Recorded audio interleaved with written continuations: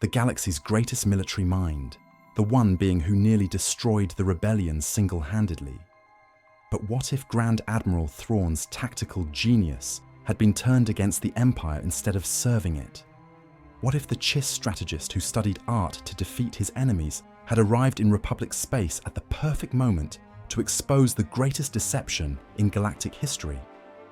Today, we're exploring a timeline where one brilliant alien's intervention doesn't just change a war, it unravels a Sith conspiracy through pure analytical genius. Our timeline diverges during the height of the Clone Wars, when a separatist incursion into Chiss space forces the Ascendancy to take action. Rather than simply repelling the attack, the Chiss Council makes a calculated decision. They will infiltrate the galactic conflict to understand whether it represents a genuine threat to their territory or something more complex. Thrawn arrives in Republic space, not as a diplomatic observer, but as something far more subtle. A cultural researcher claiming to study galactic artistic evolution during periods of social upheaval. This cover identity gives him access to public cultural materials, artistic exhibitions, and propaganda displays from both sides, without requiring classified intelligence access. What Thrawn discovers through this cultural analysis shocks him. Using techniques the Chiss developed to detect manipulation by malevolent Force users in the unknown regions, he identifies systematic psychological conditioning patterns embedded in both Republic and Separatist cultural expressions. The artistic styles, architectural modifications, even the design of military insignia show coordinated manipulation designed to prolong conflict rather than resolve it. The evidence is everywhere once Thrawn knows how to look for it. Republic recruitment posters increasingly feature imagery that glorifies sacrifice over victory, subtly conditioning citizens to accept endless casualties as noble rather than tragic. Separatist propaganda artwork employs identical color psychology and compositional techniques, suggesting both sides are being guided by the same hidden aesthetic philosophy. Even more disturbing, Thrawn discovers that architectural modifications to government buildings on both sides follow patterns designed to psychologically reinforce hierarchical authority and discourage independent thought. The breakthrough comes when Thrawn applies pattern recognition to publicly available information: Senate voting records, military procurement announcements, cultural funding decisions, and news media coverage. The data reveals something extraordinary. Decisions on both sides consistently create maximum destruction with minimum decisive outcome, as if someone is orchestrating events to maintain perpetual crisis. But Thrawn faces a crucial challenge. How does he present this analysis without revealing his true identity or seeming to interfere in galactic politics? His solution is characteristically elegant. He begins publishing academic papers on psychological warfare through cultural conditioning, using Republic and Separatist examples as case studies without directly accusing either side of deliberate manipulation. These papers, circulated through wartime emergency academic networks established for rapid information sharing, gradually attract attention from Republic intelligence analysts who recognize their implications. More importantly, they reach Master Yoda through Jedi scholars who study cultural influences on the Force, using expedited review processes justified by their potential strategic importance. The ancient Jedi immediately understands that someone has provided the analytical framework he needs to make sense of the growing darkness he's been sensing. Yoda's approach to Thrawn is subtle but direct. Rather than official contact, the Jedi Master arranges to attend one of Thrawn's academic lectures on cultural manipulation, where he asks penetrating questions that reveal his understanding of the true implications. This begins a careful collaboration disguised as scholarly discussion between a cultural researcher and a Jedi philosopher. Working together through these academic channels, Thrawn and Yoda begin mapping the full scope of the manipulation. Thrawn's analytical methods combined with Yoda's Force sensitivity reveals a pattern more sophisticated than either could detect alone. The entire Clone Wars conflict has been orchestrated by someone with intimate access to both Republic and Separatist leadership. The key insight comes when they analyze the timing of major battles alongside political developments. Every significant military engagement has occurred at precisely the moment needed to justify expanded chancellor powers or emergency legislation. Every separatist victory has strengthened rather than weakened Palpatine's political position by creating demand for stronger executive authority. But proving this requires more than academic analysis. It requires evidence that would convince skeptical political leaders. Thrawn's solution draws on his deep understanding of how institutions function. Rather than gathering secret intelligence, he focuses on inconsistencies in public information that anyone can verify. The evidence they compile is devastating precisely because it's entirely based on publicly available information. Senate voting patterns show how crisis timing influences legislative outcomes. Military deployment records reveal strategic decisions that consistently benefit both sides. Media coverage analysis demonstrates coordinated messaging that serves neither Republic nor separatist interests, but consistently strengthens central authority. Most crucially, Thrawn identifies the psychological manipulation techniques being used to condition both sides to accept prolonged conflict. The cultural analysis shows how artistic and architectural changes have gradually normalized authoritarian symbols and concepts, preparing the population to accept dictatorship as a solution to endless war. Thrawn and Yoda's next step is brilliant in its subtlety. Rather than making dramatic accusations, they organize a restricted strategic conference on historical patterns of political manipulation during galactic conflicts, limited to essential Republic security personnel and select academics with appropriate clearances. The smaller gathering, justified as wartime strategic analysis, brings together historians, intelligence analysts, and force scholars to examine manipulation techniques used against previous civilizations. The symposium's real purpose is to present their evidence in a context where it can be evaluated by security professionals rather than dismissed as foreign interference or academic theory. By framing their findings as strategic threat assessment rather than political accusation, they create space for official evaluation of the evidence. The symposium's conclusions are devastating. Panel after panel of security experts confirms that the patterns Thrawn has identified match known examples of civilizations destroyed by systematic manipulation.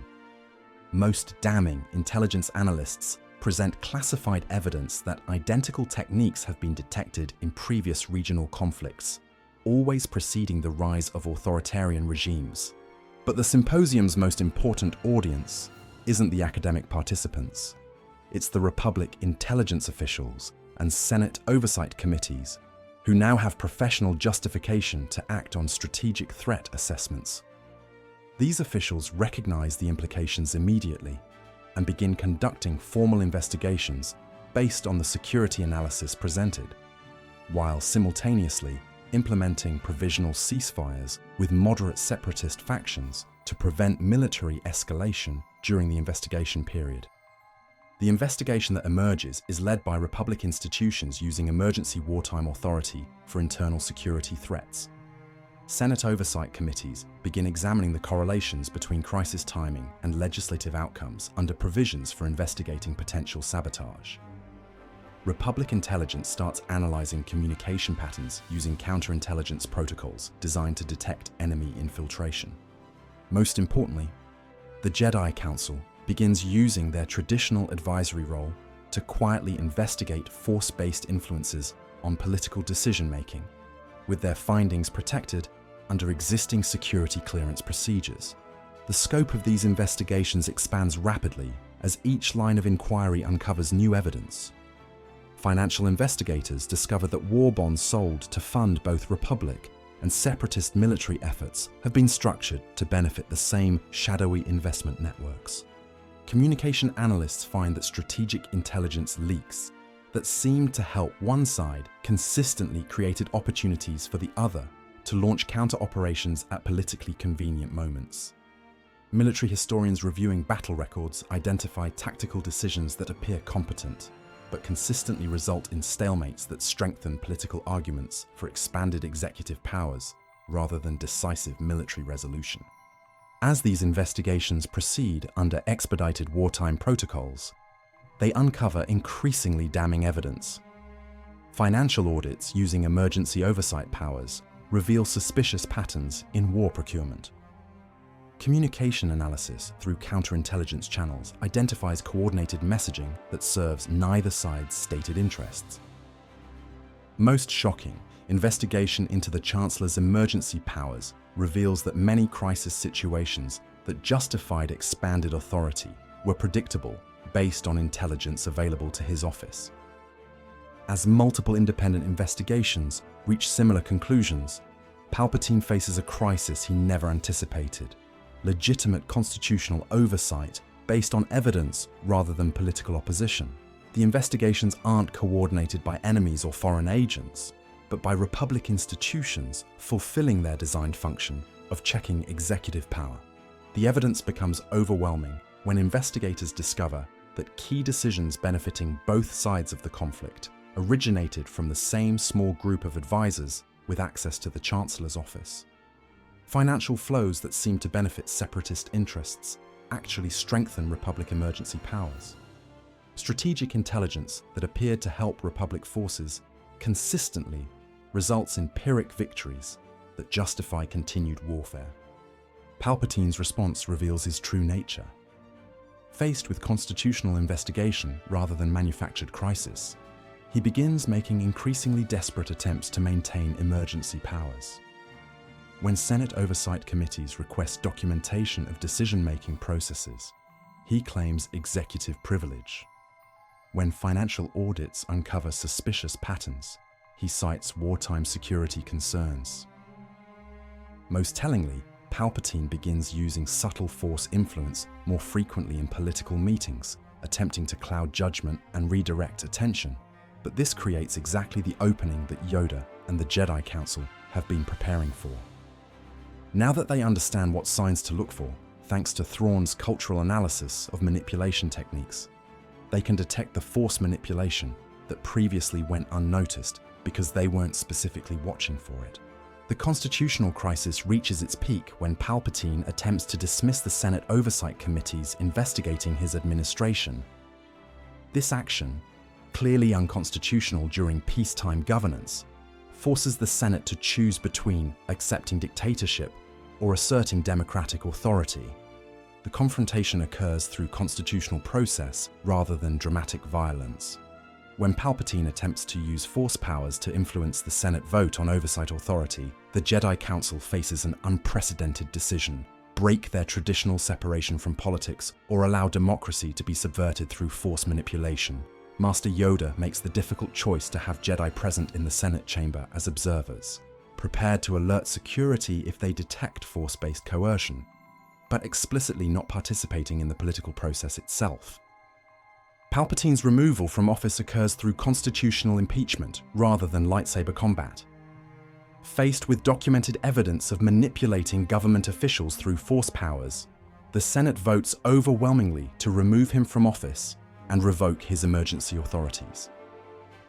The process takes months of careful legal procedure, but results in legitimate governmental transition.